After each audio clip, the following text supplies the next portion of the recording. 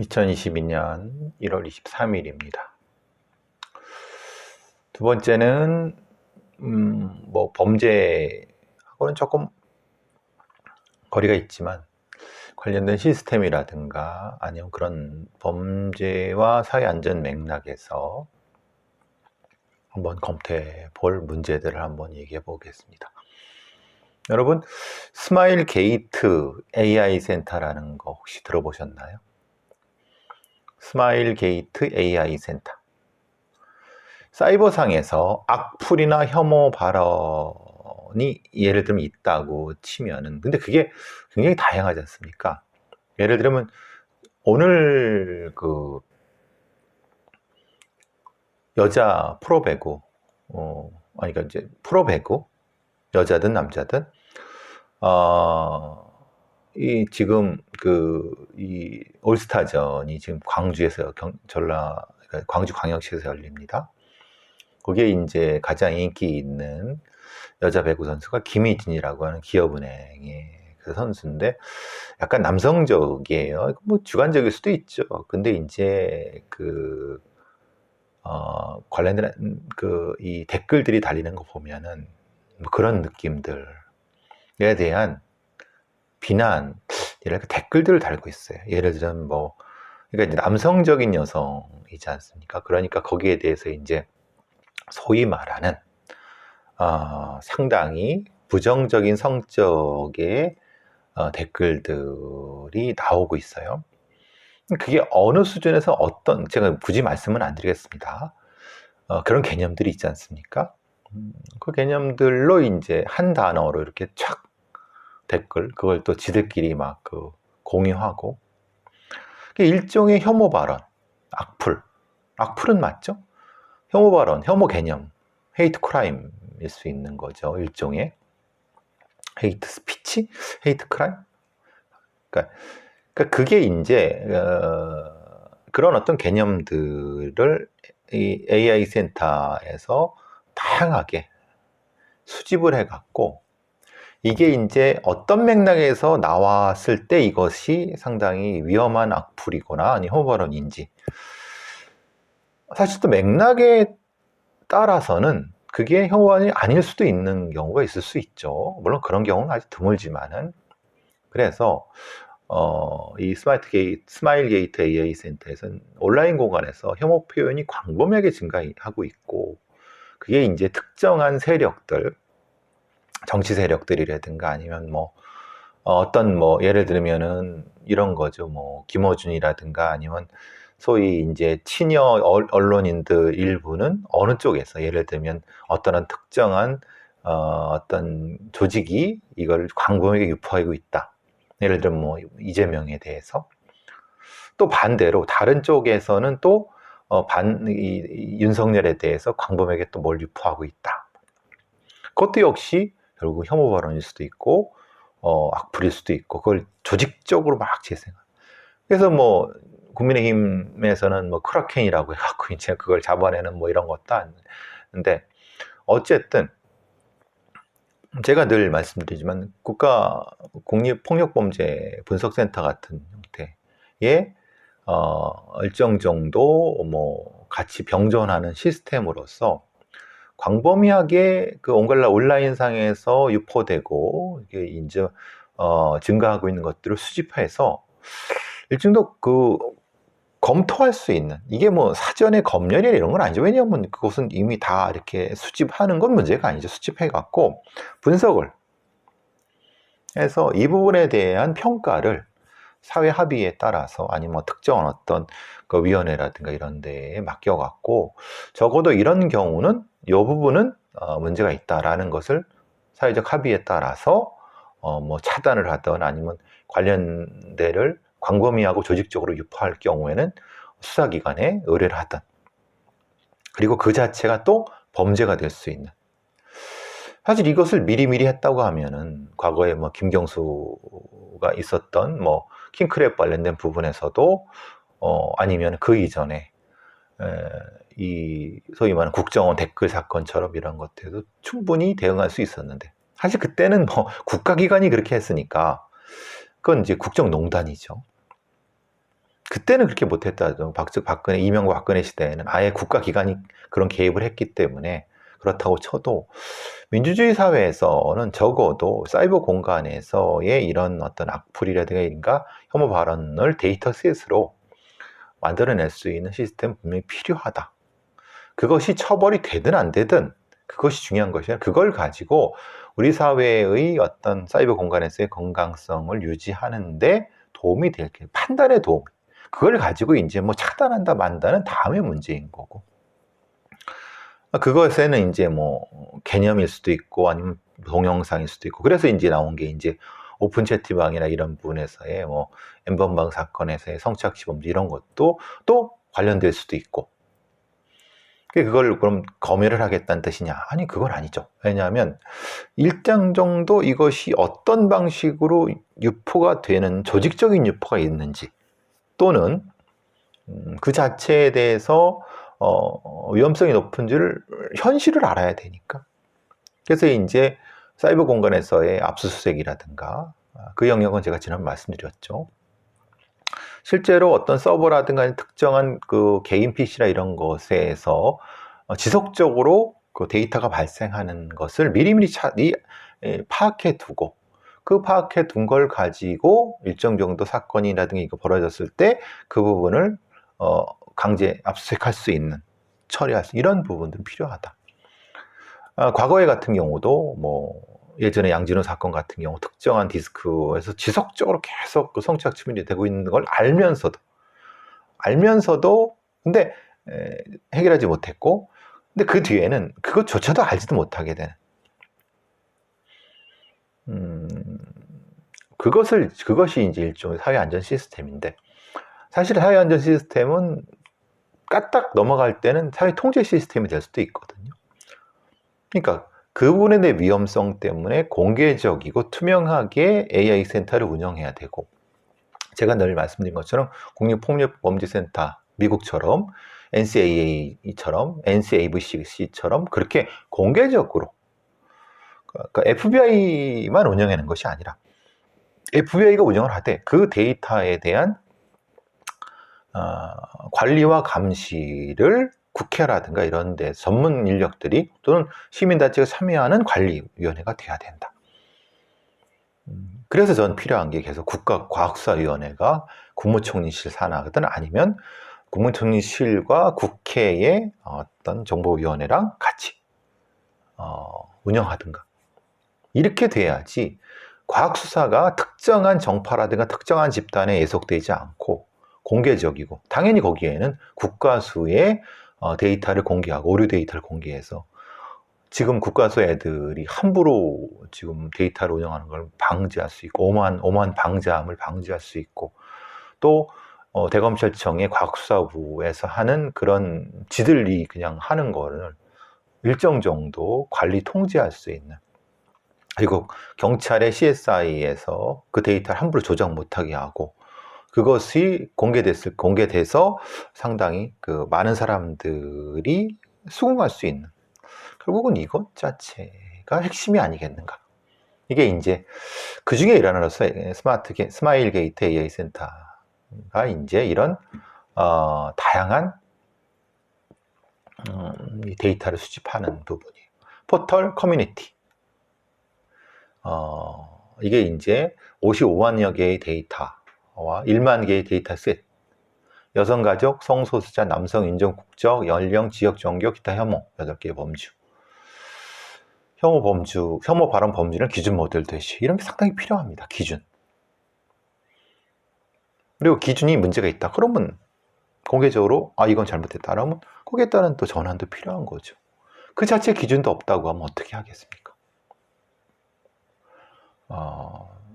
조금 더 우리 사회가 좀 더 건강해지고 다양한 비판이 수용될 수 있게끔 하는 이런 부분들은 우리가 적극적으로 고민을 해야 된다. 단 이것은 투명하고 공개적이어야 된다. 어떤 특정한 정파가 권력을 잡았다고 해서 그 자체가 할 수 없게끔 견제장치가 될 수 있게끔 하는 거. 여러분 꼭 알아두세요. 스마일 게이트 AI 센터입니다. 자, 다음으로 이제 여러분 소방관들이 국가직으로 전환한 지는 꽤 됐습니다. 2년이나 됐어요. 왜냐면 그때가 이제 제천에서 벌어졌던 스포츠센터에서 그냥 인력도 부족하고 장비도 노후화됐어. 자기가 방화장갑을 지 돈으로 사야 돼. 뭐 29명이나 돌아가셨습니다. 그 당시에 이제 소방 격차가 너무 지역별 소방 격차가 너무 불균형하다 그래서 국가직으로 전환했어요. 근데 문제는 반쪽짜리라는 겁니다. 왜냐? 신분은 분명히 국가직입니다. 근데 돈하고 예산은, 인사와 예산은 지방자치단체에 있어요. 이게 무슨, 그래서 그때 왜 이렇게 불안하게 이렇게 했느냐. 그러니까 사실 이것은 행정안전부라든가 아니면은 그 지방자치단체라든가 이런 데가 일종의 타협을 한 거죠. 그러니까 완전한 형태의 국가직으로 바꾸려면 국가예산에 부담이 되고, 그러니까 결국은 신분은 바뀌되 그 예산은 지방자치단체에서 되는 걸로 별도로 국가가 돈을 더 들일 필요가 없는 일종의 타협책이죠, 타협책. 그런데 그 타협책이 이만큼 불안하다. 그러니까 예산이 그쪽으로 가니까 당연히 인사권도 지자체에 있어야 되는 거다. 라고 하니까 신분은 분명히 국가직인데 이 인사를 지방자치단체에서 하고 예산도 거기서 해요. 그러니까 완전한 국가직은 인사권과 예산권도 국가 쪽으로 와야 되지만 사실 이 부분은 일정 정도 인사권 자체를 소방청에서 한다. 이렇게 하면 그 소방청이라고 하는 건 결국은 그 국가에서 예를 들면 이런 거죠. 소방청장을 대통령이 뭐 임명한다. 뭐 이런 식. 뭐 그건 그렇다고 쳐도 실제 지금 필요한 게 뭘까요? 그러니까 소방관의 국가직 전환이라고 하는 것은 핵심은 이겁니다. 소방구조 전문가가 다른 정치적인 어떤 외압이라든가 아니면은 이 일반 행정 고시본 애들이 함부로 이렇게 전행을 하지 못해. 그러니까 실제로 그렇게 전행을 하니까 전문적인 소방 전문가들이 이 상층까지 못 올라가면서 그냥 주먹구구식으로, 그냥 책상 물림 애들이 주먹구구식으로 소방 행정을 좌지우지하는 그런 걸 방지하기 위해서는 결국은 인사권 자체도 국가직으로 가는 것이 맞지만 그의 전문성과 독자성을 확보할 수 있는 기술, 어떤 시스템이 뭔가. 단지 국가직으로 넘어가는 것만이 그걸 담보할 수 있는가. 그렇다고 봤을 때는 지금처럼 행정안전부의 행정고시본 애들이 함부로 소방관이라든가 이런 것에 간섭 못하게 하되 소방청의 상층부 애들 지금 그게 사실 문제 아닙니까? 그러니까 단지 국가직으로 인사권을 넘긴다고 하면은 결국은 또 지방자치단체장에서 소방은 뭣도 모르는 일반 어떤 고시 관료들이 그걸 똑같죠. 검경 수사권 조정을 했는데 수사권을 경찰한테 넘긴다고 하는 대의는 맞는데 결국은 일선에서 실제로 전문적으로 일할 수 있는 경찰의 수사관들한테 넘어간 것이 아니라 특정 엘리트 집단, 경찰대 출신이건 어쨌든 소수의 엘리트, 경찰 수뇌부 애들, 소수의 이 엘리트들, 그러니까 뭣도 모르는 권력만 탐하는 인간들 한테 넘어가는 이런 엉망인 상태가 소방직 국가직전에도 되면 안 된다. 그걸 어떻게 좀 시스템 있게 해야 하는가? 그러면은 당연하게도 일선 소방관들의 일정 경력 이후에는 이 간부로서의 경력을 쌓을 수 있게끔 기회를 준다든가, 지금 소방학교, 소방간부본생 채용이라든가 소방 전문가의 채용과 승진에 대해서 독자적으로 아니면은 좀 더 전문적으로 할 수 있는 어떤 부분들이 돼야 되고, 뭐 또 하나는 거기에 예사건도 독자적으로 지금은 이제 행정안전부에 뭐 이렇게 되는 형태가 되니까 그건 결국은 행정관료들이라든가 아니면은 관료들의 지배를 받게 되는, 결국 그것은 정치권의 지배를 받는 것이고, 이런 것들이 복합적으로 고민이 돼야 됩니다. 왜 미국의 그 9.11 테러가 벌어졌을 때 뉴욕의 서방 서장이 그 수습을 진두지휘하는 모습이 멋있게 보였느냐? 그 사람은 되게 전문적이에요. 그냥 최고예요. 아무리 계급이 낮다 하더라도 그 사람이 그거에 전문적이기 때문에 시장이든 밑에 있는 사람, 자기보다 위에 있는 상관이라 하더라도 그 전문성을 존중해주는, 그게 지금 소방기 국가전환의 화두에서 핵심이 돼야 된다. 결국은 중앙정부는 돈 없다는 핑계로 이렇게 일종의 내버려 두는 거고, 지자체장들이 뭐 얘들 어떻게 홍보 목적으로 어떻게 사용할까 뭐 하다가 뭐 때깔이 없으니까 그냥 지금 다 방치하는 형태예요. 근데 지금 소방 인력들, 구조 인력들 얼마나 중요합니까? 우리 사회 안전에. 정작 중요한 부분에서 신경도 안 써요. 예산도 예산이 지급이 되려면 소방청 자체가 예산 요구권, 국회에 있어야 된다. 물론 이거는 좀 다른 부분입니다. 예를 들면은 이제 경찰청이 자체가 뭐 예산 요구권이 있어야 된다라고 하다면 실제로는 있죠. 왜냐하면 힘이 세니까. 그런데 근데 그것도 이제 행정관료들한테 통제가 되는 거니까. 근데 이제 소방 관련된 부분은 보다 더 전문가들이 예산을 요구해서 직접적으로 소방청 내 예산위원회 같은 것이 국회 예산결산위원회에 직접적으로 예산을 확보할 수 있게, 그러기 위해서는 이제 어떤 국무총리실 산하라든가 이런 데에서 예산에 대한 회계, 그러니까 소방 예산에 대한 회계를 특별하게 기획재정부라든가 이런 소위 말하는 기획재정부의 관료놈들이 주판을 못 튕기게. 지금은 소방청에서 뭐 이렇게 소방이 좀 뭐 장비 이런 거 얘기하면 다 깎여요. 왜냐 행안부 넘어갔다가 행안부 애들 뭐 빌빌 하는데 기획재정부 힘 있는 애들한테 밀려갖고, 정작 우리의 사회 안전에 필요한 소방 관련된 인사들은 아마 기획재정부 이런 관련놈들, 그 고시본 놈들한테는 신경도 안 쓸 거예요. 뭐가 사건이 크게 터져야지 뭐 이제 되는 거죠. 즉 결국은 이것은 소방 관련 구조라든 사회 안전 관련 예산은 기획재정부의 통제를 받지 않게 직접 국회 예산결산위원회에 가서 소방청의 예산 전문가가 설명할 수 있게. 물론 당연하게 거기서는 기획재정부 같은 데서 예산에 대한 어떤 뭐 이렇게 조언이라 이렇게 할 수 있고, 거꾸로 돼야 되죠.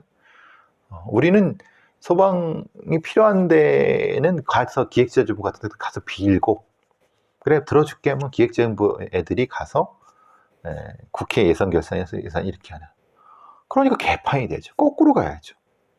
기획재정부 지들이 뭐예요? 예산 이런 거 다룬다고 그런 권력을 가지고 마치 대한민국 지들 나라인 것처럼 하는 그런 시스템적 전환을 바꾸지 않으면 우리는 민주주의라고 볼 수 없다.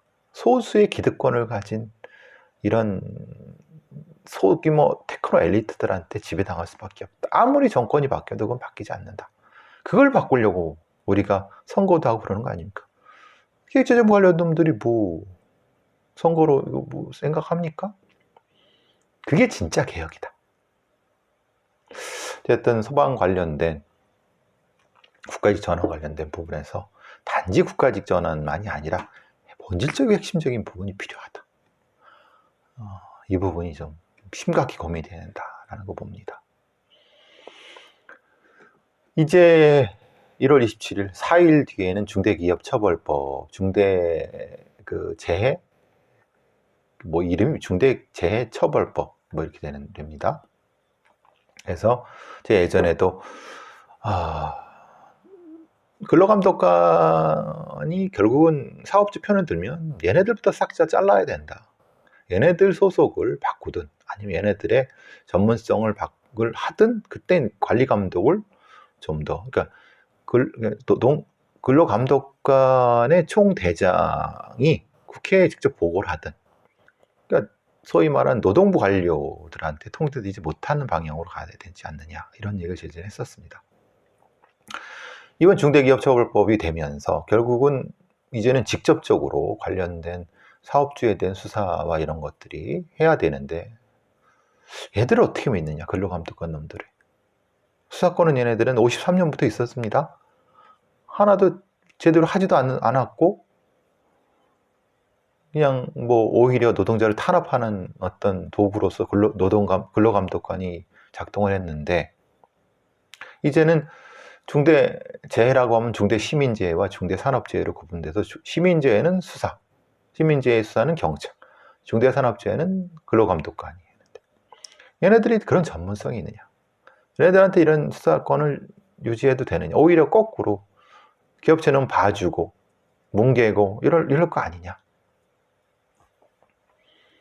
이걸 어떻게 할 거냐. 근데 그런 얘기들은 전혀 없어요. 기자들도 하여튼 걱정입니다. 기존처럼 그냥 근로감독관들이 노동자 편이 아니라 기업체 편만 든다고 하면 이건 아무것도 쓸모가 없습니다. 중대기업처벌법 해봤자 뭐합니까? 결국은 다 기업주놈들 봐주는 걸로. 물론 이제 이 뭐 특별사법경찰의 어떤 뭐 지휘감독은 형사소송법 245조 10항에서 검사가 한다라고 하는데, 예전에 안 그랬습니까? 얘들부터 싹 다 조져야 된다. 근로감독관부터. 이 관리 어떻게 할 것이냐. 일단 거기. 물론 이제 지금은 이제 검찰, 경찰, 산업안전공단 등 이래서 이제 중대재해법 시행에 관련 수사기관 대책협의회를 했다고 하지만, 근로감독관 자체가 전문성도 없고 오히려 편향돼 있고, 이거 어떻게 하냐. 그러면은 차라리 제가 안을 제시하는 건 근로감독관의 수장, 근로감독관들의 지위를 보장하고 500명 정도 거기 수장이 있고, 그걸 특별 노동경찰 개념으로 가서 어떤 보다 전문적이고 독자적인 형태의 노동경찰을 할 수 있게끔 빡세게 훈련을 시켜서 하든, 그들의 전문적인 형태의 어떤 뭐 자격을 주든, 그것이 먼저 아니겠느냐. 이미 법은 만들어졌어요. 근데 그 법에 따라서 제대로 수사하지 않고 대충 얼버무리고 그러면 광주의 그 건물 무너지는 것처럼 그걸 예방할 수 있겠습니까? 물론 대검찰청 산하에서 안전사고 전문위원회를 설치 운영해서 뭐 현장의 안전사고 전문가를 추천받아서 뭐 수사 공판 전문성을 강화 조치해야 된다 그랬는데, 박범계가 안전 관련된 검사장을 외부 채용하자고 그랬는데 그것도 또 반대가 결국은 무산시켜 버렸어요. 검사놈들은 이미 지들이 이권에 아니면 뭐 버티고 뭉개는 건 뭐 능숙한 인간들이기 때문에. 그러니까 사실 걱정은 그거죠. 지금 검사들 중에 안전사고 전문가가 있느냐, 지금 이거잖아요. 자기네들은 없다. 대신 고용부라든가 경찰에서 파견받아서 그럼 되지 않느냐라고 하는 거예요. 아니요, 될 수도 있죠. 근데 그런 전문가들이, 검사들이 그런 사람들의 전문적인 조언을 받아들이겠느냐. 워낙 목에 깁스한 인간들인데, 검사애들이. 그럼 이게 법 만들어놨는데 전문성은 검사들이 하다 보면 이게 제대로 법이 운영될 수 있느냐. 첫 번째. 그리고 근로감독관의 전문성도 없어. 두 번째. 판사들은 어차피 재벌이나 기업 중심으로 팔을 안 놓고 볼 텐데 어떻게 할 거냐. 산적한 문제들, 산적한 문제. 끊로 감독관의 어떤 뭐 조사신문, 뭐 수사 이거야 빡세게 훈련시키면 되는데, 근로 감독관의 전문서 조금 한 2년 에다가 딴 데 갈 거면 얘들은 뭐 굳이 할 필요 없잖아요. 지금까지 그렇게 해왔고, 이 문제가 지금 산업안전, 지금 중대기업처벌법에 직면한 문제다. 어차피 그런 데다가 로펌들은 지금 잔뜩 준비하고 있죠. 이 전직 고용부 관료들, 또 검사들, 판사들 해갖고 잔뜩 준비하고 있는데 대응이 되겠느냐? 근로감독관 애들로 비실비실해. 검사 애들은 아예 뭐 그럴 생각이 없어. 경찰은 뭐 그쪽 전문성도 없어. 뭐를 만들 때는 그것을 대비할 수 있는 시스템, 사람, 환경 이렇게 필요한데 많이 부족하죠. 자치경찰위원회라는 게 있습니다. 전국의 자치경찰위원회가 이제 작년에 생겼고, 거기에 파견 경찰 공무원을 180명을 파견했나 봅니다. 왜냐? 지방자치, 예를 들면 부산광역시에 자치경찰위원회가 있으면 거기에 일반 공무원들로 그 사무를 하게 되면 경찰을 잘 모르니까 이제 일정도 도와줘야 되니까 경찰을 파견한 겁니다. 근데 1년 지나니까 이제 다시 원대 복귀해야죠. 근데 얼마나 이게 도움이 됐을까? 그런 생각을 해봅니다. 왜냐면 자치경찰위원회라는 사무국 같은 거잖아요. 거기서 뭘 합니까? 경찰이 연락관을 합니까? 그러니까 이것도 참 웃긴 거예요. 그러니까 자치경찰위원회, 시도 자치경찰위원회 파견됐던 경찰 인력이 제대로 뭘 했을까? 차라리 일반 공무원들로 그냥 해도, 그리고 필요할 때마다 자문이나 이런 걸 할 수 있는 그런 것이 낫지 않느냐. 얘들은 이제 이런 어떤 파견이라는 것에 익숙해요, 경찰 애들은. 근데 그래서 180명을 파견받았는데 그 성과는 어떤가? 사실 파견하는 건 그런 거죠. 경찰의 어떤 통제에서 벗어나는 걸 싫어하니까 미리 가서 단속을 하려고 그런 거죠. 뭐 파견한 거 우리 다 아는 사실 뭐. 근데 복귀를 한다. 근데 빠지면 사람이 없다. 웃기는 소리입니다. 자치경찰위원회는 자체적으로 이제 지방자치 공무원, 단체 공무원을 구성을 하죠. 필요 있을 때마다 자문을 해주거나 그러는 게 맞습니다. 이걸 기사라고 쓰는 기자라는 놈이나 이게 무슨 의미인지도 모르고 쓰는, 이거 데스크를 올리는 데스크나 참. 자치경찰위원회 현장경찰 인원이 없다고 해서 뭐가 문제가 됩니까? 자치경찰위원회는 거기에 맞는 일을 하면 되는 건데, 그 자치경찰위원회가 하는 거지. 자치경찰의 그 사무국에 사무하는 애들의 경찰을 한다고 해서 무슨 의미인지를. 진짜 너무나도 캐캐묵은 사고방식을 하는 애들 보면 좀 답답하죠. 이게 대한민국의 그 행정의 현실입니다. 자, 두 번째 여기서 마치도록 하겠습니다.